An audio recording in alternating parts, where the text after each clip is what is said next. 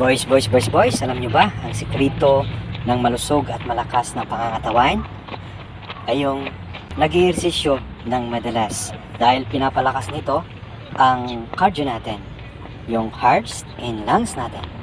Pinatitibay pa niya at pinapalakas ang mga ugat-ugat at mga buto-buto at mga muscle ng ating katawan at nakaka-relax ng katawan at nakakatanggal ng stress. Kaya boys, hanggat maaga, mag-ehersisyo tayo. Dahil sa panahon ngayon, bawal ang magkasakit, no? Kanya sabi nila, health is wealth. Okay. Enjoy the day and God bless.